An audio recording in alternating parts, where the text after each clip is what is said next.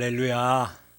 오늘 또 각자의 처소에서 온라인을 통해 신령과 진정으로 예배드리는 여러분께 좋으신 우리 하나님 아버지의 은혜와 평화가 가득하시기를 바랍니다.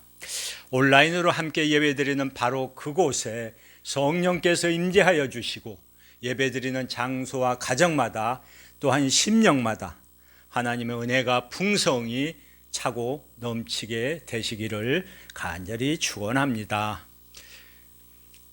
북한의 김정은이가 긴급 담화를 발표했습니다. 앞으로 10년 안에 태양에 인간을 보낼 것이다. 그러자 기자가 궁금해서 물었습니다. 아니, 태양은 너무 뜨거워서 도저히 갈 수 없을 것입니다. 그러자 김정은이가 웃으면서 이렇게 말을 합니다. 그거야 매우 쉽지요. 밤에 보내면 됩니다. 그러더랍니다. 그러자 트럼프가 이 담화문을 보고 비웃으면서 트위터에 이런 글을 올렸습니다. 바보, 멍청이, 밤에는 태양이 없는데 어떻게 보내는다는 거야 하고서 말입니다. 찬송가 348장 부르시도록 하겠습니다.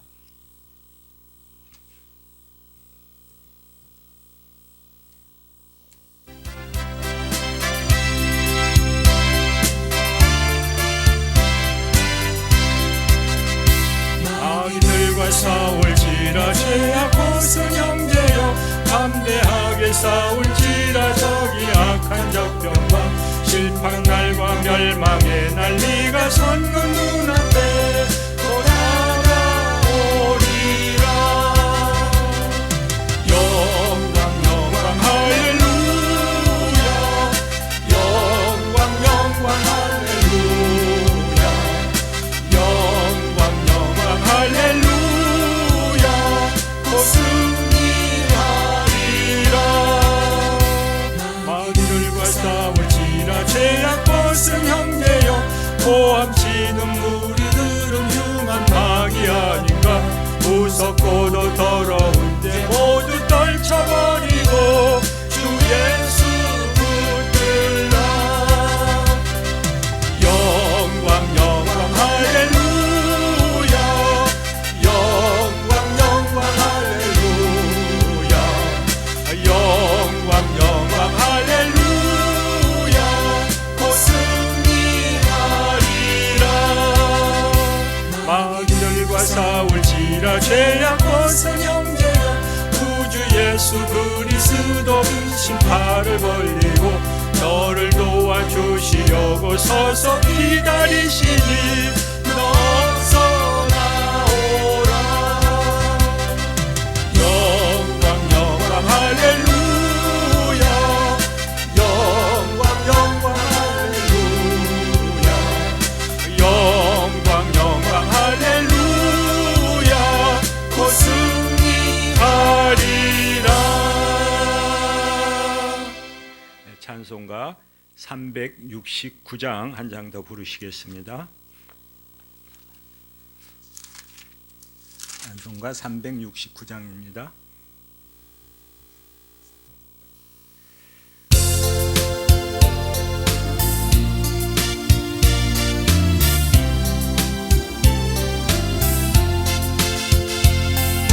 죄질 많은 우리 구주 어찌 좋은 친구인지 걱정 근심 무거운지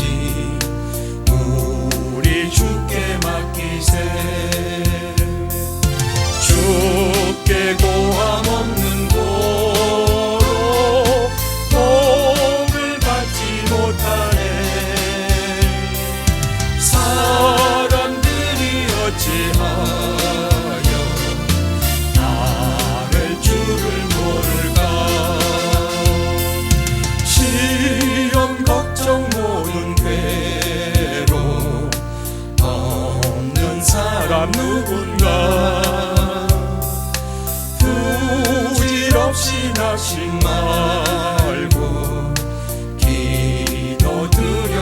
아래세 이런 진실하신 친구 찾아볼 수 있을까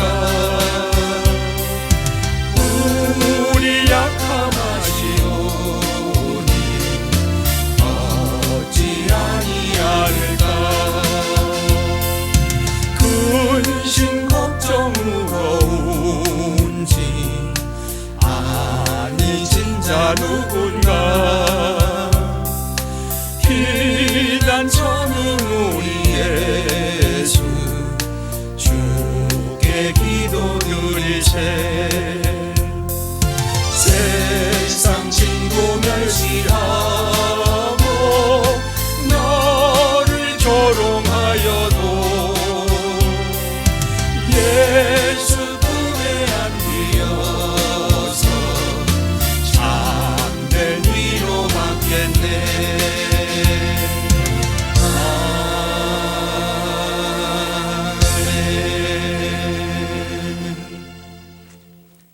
사도신경으로도 다 같이 신앙 고백하시겠습니다. 전능하사 천지를 만드신 하나님 아버지를 내가 믿사오며 그 외아들 우리 주 예수 그리스도를 믿사오니 이는 성령으로 잉태하사 동정녀 마리아에게 나시고 본디오 빌라도에게 고난을 받으사 십자가에 못 박혀 죽으시고 장사한 지 사흘 만에 죽은 자 가운데서 다시 살아나시며 하늘에 오르사 전능하신 하나님 우편에 앉아 계시다가 저리로서 산자와 죽은 자를 심판하러 오시리라. 성령을 믿사오며 거룩한 공회와 성도가 서로 교통하는 것과 죄를 사하여 주시는 것과 몸이 다시 사는 것과 영원히 사는 것을 믿사옵나이다. 아멘. 교동문 21번입니다. 제가 가진 성경책으로 647쪽에 있습니다. 성시교동문 21번 제가 가진 성경책으로 647쪽에 있습니다. 한 구절씩 교독하시도록 하겠습니다.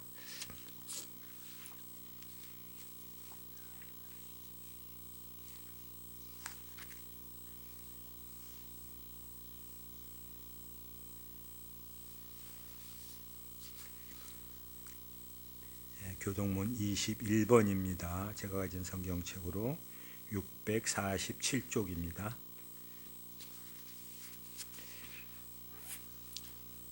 모절씩 교독하시겠습니다. 내가 여호와를 항상 송축하며 내 입술로 항상 주를 찬양하리이다.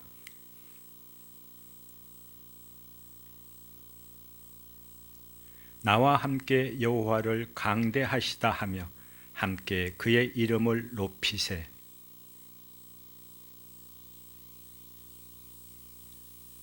이 공고한 자가 부르짖음에 여호와께서 들으시고 그의 모든 환난에서 구원하셨도다.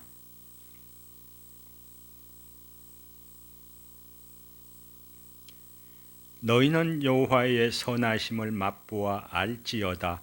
그에게 피하는 자는 복이 있도다.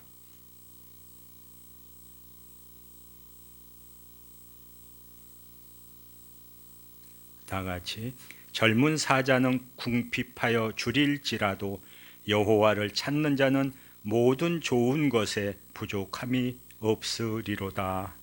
아멘. 다 같이 기도하겠습니다. 생명의 말씀을 지켜 행함으로 반석 위에 믿음의 집을 지켜야 하시는 하나님 아버지, 주님은 그리스도요 하나님의 아들이시라는 신앙 고백을 생활에 적용하여 흔들리지 않은 신앙생활을 할 수 있도록 인도해 주심을 감사드립니다. 시들어가는 영혼이 새로운 활력으로 채워지는 주님의 복된 날이 되게 하여 주시옵소서. 오늘 또 여러 가지 모습의 문제와 걱정을 가지고 왔습니다. 저희 혼자의 힘으로 해결해 보리라는 어리석은 마음까지 가지고 나왔습니다. 실수와 연속되는 좌절의 흠집이 난 그런 교만까지도 가지고 나왔습니다. 받아주옵시고 제한이 없는 하늘의 권능의 힘이 얼마나 강하고 좋은가를 깨달아 아는 하늘 잔치가 되게 하여 주시옵소서.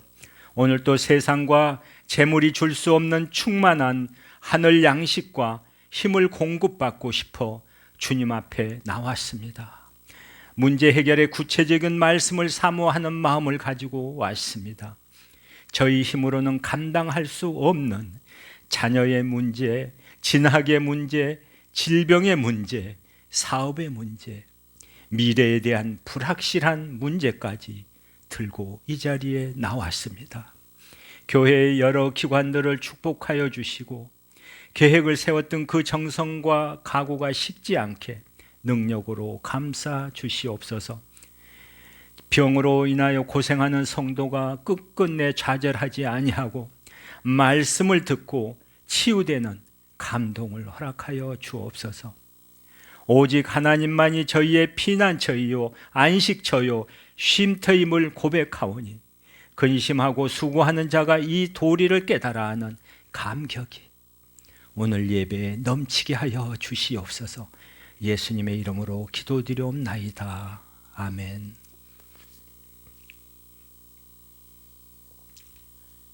오늘은 영적 기근이 오기 전에라는 말씀으로 여러분과 함께 은혜를 나누려고 합니다. 성경 말씀은 아모스 8장 11절에서 14절까지의 말씀을 한 구절씩 교독하도록 하겠습니다. 아모스 8장 11절에서 14절까지의 말씀으로 제가 가진 성경책으로 구약 성경 1283쪽입니다.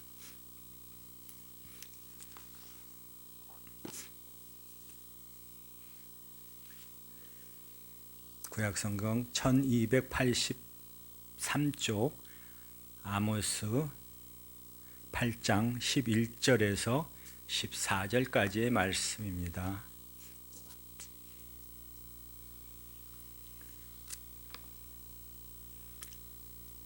(1283쪽) 아모스 8장 11절에서 14절까지의 말씀을 한 구절씩 교독하겠습니다. 제가 가진 성경책으로 구약 성경 1283쪽입니다. 주 여호와의 말씀이니라. 보라, 날이 이를지라. 내가 기근을 땅에 보내리니 양식이 없어 주림이 아니며 물이 없어 가람이 아니요 여호와의 말씀을 듣지 못한 기갈이라.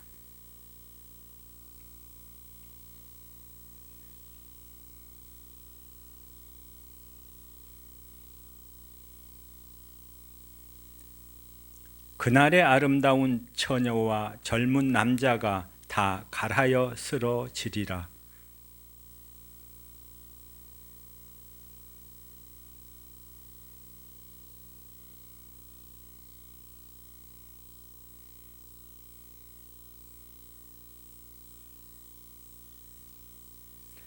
아멘.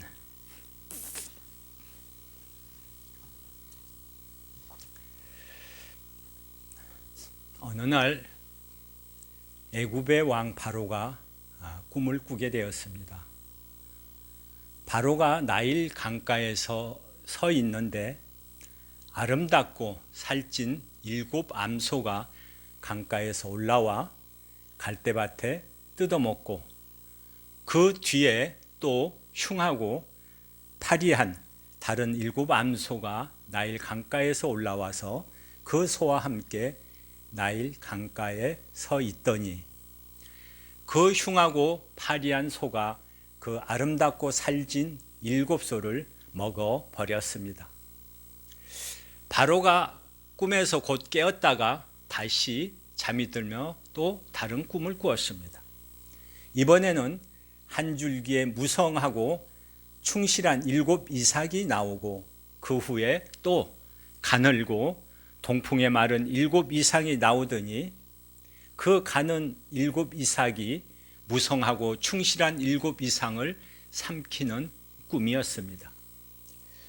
꿈을 꾼 바로가 번민하여 애굽에 있는 점술가와 현인들을 모두 불러서 자신이 꾼 꿈을 들려주었지만은 아무도 해석을 하는 사람이 없었습니다. 이때에 등장한 사람이 바로 옥에 갇혀있던 요셉인 것입니다. 요셉은 바로의 꿈 이야기를 듣자 요셉은 내가 아니라 하나님께서 바로에게 편안한 대답을 하시리이다 하면서 바로의 꿈은 하늘나라 하나님이 그가 하실 일을 바로에게 보이심이니다 하면서 하나님이 알려주시는 대로 꿈을 해석해 주었습니다. 앞으로 온 애굽 땅에 7해의 큰 풍년이 있겠고 풍년 후에는 7해의 흉년이 들므로 애굽 땅에 있던 풍년을 다 잊어버리게 되고 이 땅이 그 기근으로 망하리니 후에 든 그 흉년이 너무 심함으로 이전 풍년을 이 땅에서 기억하지 못하게 되리이다. 그리고 대처 방법까지 알려주었습니다. 이제 바로께서는 명철하고 지혜 있는 사람을 택하여서 애굽 땅을 다스리게 하시고 바로께서는 또 이같이 행하사 나라 안에 감독관들을 두어 그 7해의 풍년에 애굽 땅의 5분의 1을 거두되 그들로 장차 올 풍년의 모든 곡물을 거두고 그 곡물을 바로의 손에 돌려 양식을 위하여 성읍에 쌓아 두게 하소서. 이와 같이 그 곡물을 이 땅에 저장하여 애굽 땅에 임할 7해 흉년에 대비하시면은 땅이 이 흉년으로 말미암아 망하지 아니하리이다.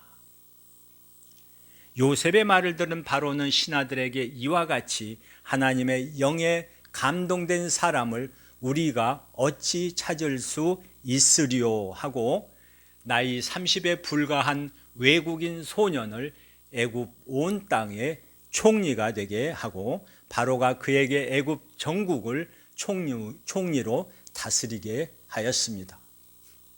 이 일로 인해 7년 풍년 동안 곡식을 쌓아두어 흉년을 대비하였고 7년 흉년이 시작될 때 주변 모든 나라가 심한 고통과 환난을 겪었지만 애굽은 오히려 엄청난 부를 누리며 축적할 수가 있었던 것입니다.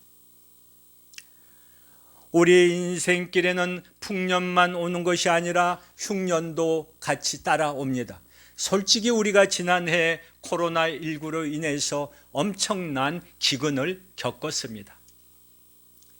이런 일이 오리라 미리 생각한 사람이 어디 있습니까? 그러나 우리는 이것을 통해서 값진 교훈을 얻었습니다. 기근이 오기 전에 풍년들어 넉넉히 살 때 앞으로 다가올지도 모를 그런 기근을 준비해야 한다는 그런 원리입니다. 은행에서 돈을 빌려줄 때도 날이 좋을 땐 우산을 빌려주었다가 날이 굳고 비가 오려고 그러면 우산을 빼앗아 간다고 얘기를 합니다. 이것은 신앙생활도 마찬가지입니다. 멀지 않는 장래의 영적인 기근이 이 지구에 올 것입니다. 지금처럼 신앙생활하기 편한 시절이 또 어디 있었나요? 해방 이후에 우리는 정말 편하게 신앙생활을 해왔습니다. 너무 과분하게 말입니다. 교회 다닌다고 흉을 보는 사람이 있습니까? 교회 다닌다고 박해를 했던 사람이 있습니까? 그런데 지난해 우리는 정말 지금까지 경험해보지 못한 그런 경험을 하게 됐습니다. 74년을 살아오면서 이런 날이 올 줄은 정말 몰랐습니다. 이런 날이 올 줄은 꿈에도 상상을 하지 못했습니다. 이 자유민주주의 나라에서 예배를 마음대로 드릴 수 없게 되리라고는 상상이나 해보셨습니까? 방역 당국이나 언론은 마치 교회가 코로나 확산의 진원지인 것처럼 이야기를 하고 있습니다. 또 몇몇 교회와 목사들의 잘못된 신념과 행동으로 하나님의 영광을 가리며 복음 전파와 전도를 할 수 없게 만들어가고 있습니다. 또한 5만 5천여 교회와 성도님들이 이웃으로부터 멀어져 가고 있습니다. 그래서 예수를 안 믿는 자녀들은 부모가 교회에 나가는 것을 꺼리고, 예수를 안 믿는 부모들은 자식들을 교회에 나가지 못하도록 합니다. 직장에서도 기독교인들에게는 되도록 교회 출석을 하지 말라고 합니다. 지시를 어기고 몰래 교회를 나갔다가 코로나라도 걸리면은 직장을 그만둘 그런 각오를 하라고 으름장을 놓는다고도 합니다. 교회 다니는 것이 무슨 큰 죄를 짓는 것처럼 얼굴을 들지 못하게 합니다. 그러니 이것이 바로 영적인 기근이 아니고 무엇이겠습니까?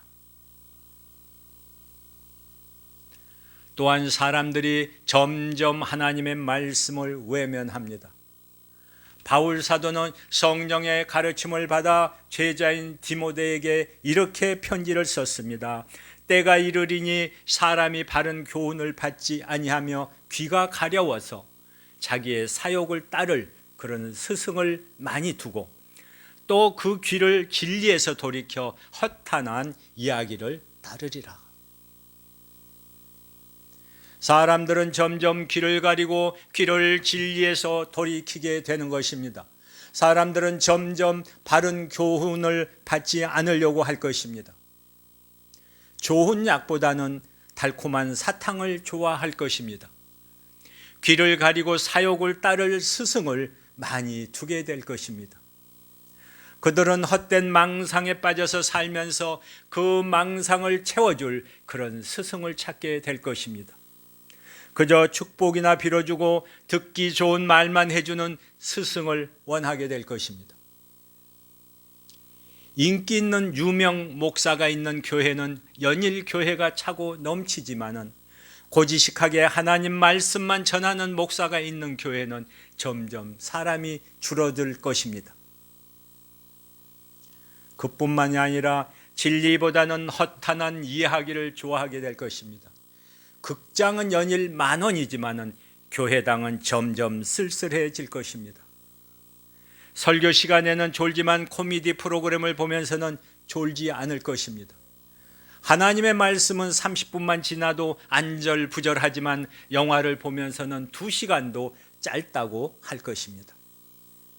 설교 말씀은 지난 주일에 듣지 못해서도 궁금하지 않지만 연속 드라마는 하루만 못 들어도 재방송을 찾아다니며 돈을 주고라도 들으려고 할 것입니다.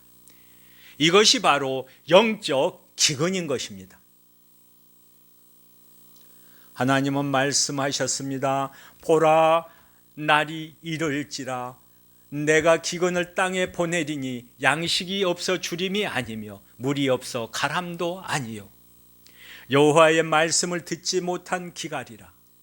사람이 이 바다에서 저 바다까지 북쪽에서 동쪽까지 비틀거리며 여호와의 말씀을 구하려고 돌아다녀도 얻지 못하리니 그날의 아름다운 처녀와 젊은 남자가 다 갈하여 쓰러지리라. 그러므로 우리는 기근이 찾아오기 전에 양식을 준비해 두어야 합니다. 애굽의 총리가 된 요셉이 맨 먼저 한 일이 무엇입니까? 창세기 41장에서 보면 이렇게 말하고 있습니다. 7해 풍년에 토지 소출이 심히 많은지라 요셉이 애굽 땅에 있는 그 7년 곡물을 거둬 각 성에 저장하되 각 성읍 주위에 밭에 곡물을 그 성읍 중에 쌓아두매 쌓아둔 곡식이 바다 모래알같이 심이 많아서 세기를 그쳤으니 그 수가 한이 없었음이었더라. 풍년이 들었으니 좀 쉬면서 펑펑 쓰고 싶은 생각이 왜 없었겠습니까? 그러나 요셉은 7년 동안 곡식을 거둬 각 성에 저장을 하였습니다. 풍년 후에 찾아올 7년 흉년을 대비한 것입니다. 우리도 영적 흉년의 때가 오기 전에 열심히 성경을 읽고 배워서 영적인 창고를 가득히 채워야 하겠습니다. 옛날에는 성경을 읽고 배울 기회가 없었지만은 지금은 마음만 있으면 성경을 읽고 배울 수 있는 기회가 얼마든지 있습니다. 1440년 구텐베르크가 금속 활자를 발명해서 인쇄술을 혁신하기 전에는 손으로 일일이 옮겨 써야 했습니다. 1450년경 구텐베르크는 자신의 업적 가운데서도 단연 최고로 손꼽히는 구텐베르크 성서의 제작에 착수하게 됩니다. 최초의 인쇄본 가운데 하나이며 탁월한 디자인과 레이아웃이 돋보이는 걸작 예술품인 이 책은 전이권 1272쪽에 달하는 방대한 분량이었습니다. 그래서 구텐베르크 이전에는 2개월 만에 책 한 권이 필사가 되었지만 그 이후에는 일주일 만에 책 500권이 인쇄가 되게 되었습니다. 그 이후 인쇄 기술은 엄청난 변화를 가져왔고 누구나 쉽고 싼 가격에 성경을 구입할 수 있게 되었습니다. 그래서 이젠 집집마다 성경을 가지고 있고 또 대부분의 기독교인들은 스마트폰에도 성경을 저장해 놓고 읽고 들을 수 있게 되었습니다. 혹은 바빠서 성경을 읽을 시간이 없다고 할지도 모르겠습니다. 그러나 나이가 들어서 시간이 많을 때는 눈이 침침하고 쉽게 피로해져서 성경을 읽기가 쉽지 않을 것입니다. 인생의 기근이 찾아오기 전에 영적 양식인 하나님의 말씀을 읽고 배우는 일에 우리가 모두 힘을 쏟아야 할 것입니다. 하나님께서 영적 기근을 이 땅에 보내시게 되면 사람이 이 바다에서 저 바다까지 북쪽에서 동쪽까지 비틀거리며 여호와의 말씀을 구하려고 돌아다녀도 얻지 못하게 될 것이기 때문입니다. 그날에는 아름다운 처녀와 젊은 남자가 다 갈아여서 쓰러지게 될 것이기 때문입니다. 다행히도 아직 우리에게 그날이 오지 않았습니다. 따라서 그날이 오기 전에 성경을 부지런히 읽고 배워야 합니다. 요한계시록 1장 3절에서 이 예언의 말씀을 읽는 자와 듣는 자와 그 가운데 기록한 것을 지키는 자는 복이 있나니 때가 가까움이라 하고 말씀하였습니다. 먼저 이 하나님의 말씀을 잘 들어야 복을 받습니다. 똑같은 시간에 같이 앉아 설교를 들어도 어떤 사람은 졸기만 하고 은혜가 되지 않는다고 말하고 또 어떤 사람은 그 설교를 통해서 큰 은혜를 받습니다. 설교는 설교를 하는 사람에게도 달렸지만은 설교를 듣는 사람에게도 달려 있기 때문입니다. 예수님은 가끔 말씀 중에 들을 귀가 있는 자들은 들을지어다라는 말씀을 하신 적이 있습니다. 귀가 있다고 다 말씀을 듣는 것은 아닙니다. 말씀을 들을 수 있는 귀가 따로 있습니다. 설교를 들을 때마다 은혜를 받으려면 설교를 들을 마음의 준비가 되어 있어야 합니다. 마음 문을 활짝 열어야 합니다. 설교를 들을 때마다 방해되는 두 가지 요소가 있는데 바로 졸음과 어수선한 그런 생각과 마음입니다. 설교를 들을 때마다 믿음을 가지고 집중을 해야만 합니다. 설교를 들을 때마다 오늘 이 설교를 통하여서 하나님께서 반드시 내게 은혜 주실 것을 믿는 마음을 가지고 설교를 기대하고 설교에 집중해야만 합니다. 긍정적인 마음으로 설교를 들어야 합니다. 부정적인 마음과 생각을 가지고 들으면 모든 설교가 다 마음과 귀에 거슬리게 됩니다. 목사도 미워 보입니다. 그러나 은혜를 받고자 하는 마음을 가지고 설교를 들으면 하찮은 설교에서도 은혜를 받을 수 있는 것입니다. 또한 설교를 복습해야 합니다. 공부를 잘하려면 복습을 잘 해야 합니다. 그런데 왜 설교는 복습을 하지 않습니까? 만일 우리의 자녀들이 우리가 신앙생활을 하듯 그저 학교에서 강의만 듣고 노트하지도 않고 복습도 하지 않는다면 100이면 100 다 낙제생이 될 것입니다. 또한 이 말씀을 부지런히 읽고 배워야 합니다. 예배 시간에 들은 것만 가지고는 부족한 것입니다. 그것도 일주일에 겨우 한두 번, 한 달에 서너 번 말씀을 들으면서 무슨 능력을 체험하고 무슨 기적을 맛볼 수 있겠습니까? 그러므로 베레아 사람들처럼 집에서 성경을 부지런히 읽어야 합니다. 젊은 분들은 암송을 하십시오. 성경을 직접 써보기도 하고 교회 성경 공부 시간에 참석하여 배울 수도 있을 것입니다. 성도들의 가정마다 몇 권씩 성경이 있으나 과연 얼마나 읽히고 있을까요? 성경이 많이 팔리는 책인 것은 사실이지만 많이 읽히는 책일까요? 가방 안에 넣어두기만 하는 성경, 책꽂이에 꽂아둔 성경, 심지어 교회에 두고 다니는 성경이 아닌가요? 그러면은 능력이 나타나질 않습니다. 서양 속담 중에서도 깨끗한 성경을 가진 사람은 더러운 크리스찬이라고도 말을 하였습니다. 사람은 처음에 무엇을 하느냐가 매우 중요합니다. 아침에 눈 뜨고 첫 생각이 무슨 생각인가, 첫 마디가 무슨 말인가, 첫 사람이 누구인가는 매우 중요한 것입니다.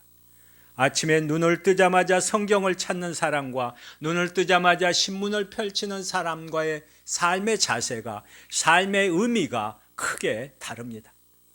하루를 성경으로 시작하는 사람은 매우 행복한 사람입니다. 영적 기근이 오기 전에 성경책을 가까이 하는 것을 생활화하여서 하나님으로부터 잘했다 칭찬받는 그런 성도님들이 다 되시기를 이 시간 주님의 이름으로 간절히 축원합니다.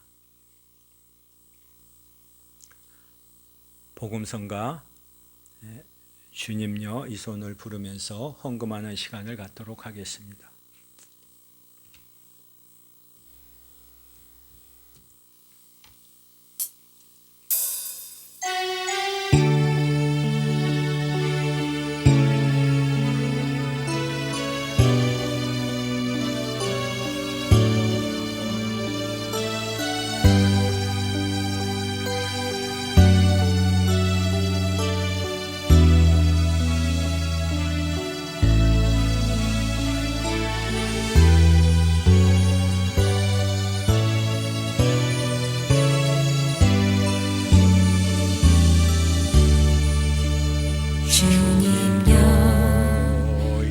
손을 꼭 잡고 가소서. 약하고 피곤한 이 몸을 폭풍우 흘러서 해지사 빛으로 손잡고 나 인도하소서.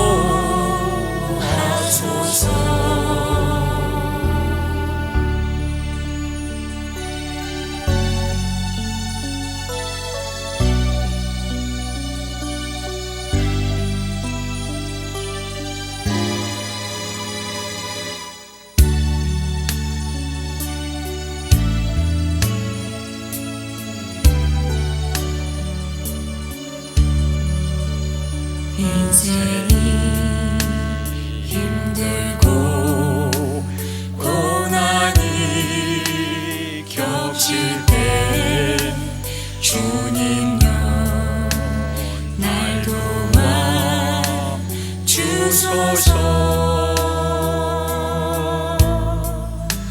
외치는 이 소리 기게 손잡고 나 인도하소서.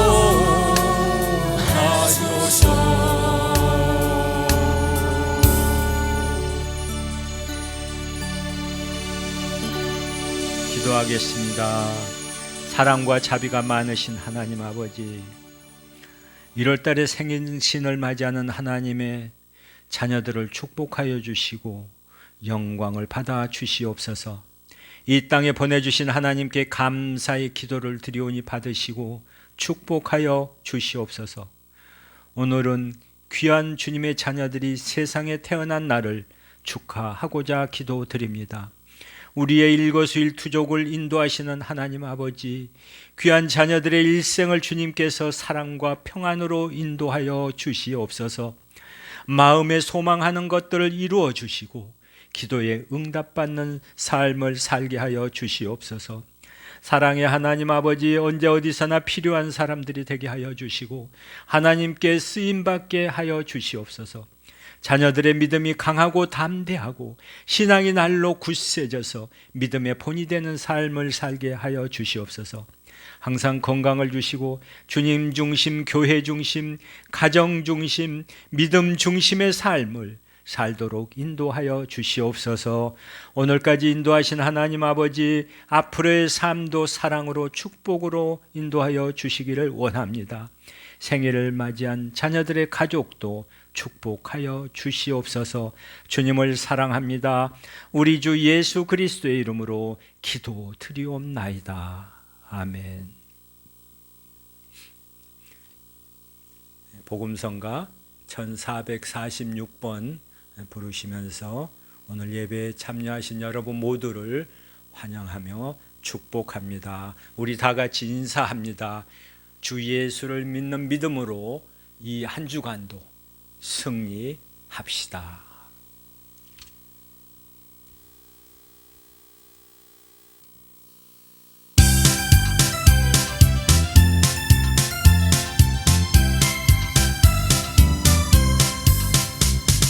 주님의 평강 함께 하소서. 샬롬 샬롬 샬롬. 주님의 평강 함께 하소서. 샬롬 샬롬 샬롬. 주님의 사랑 함께 하소서. 사랑 사랑 사랑. 주님의 사랑 함께 하소서. 사랑 사랑 사랑.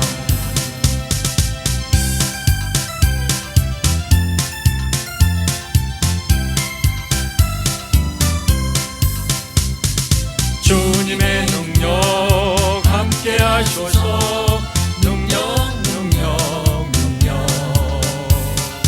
주님의 능력 함께 하소서. 능력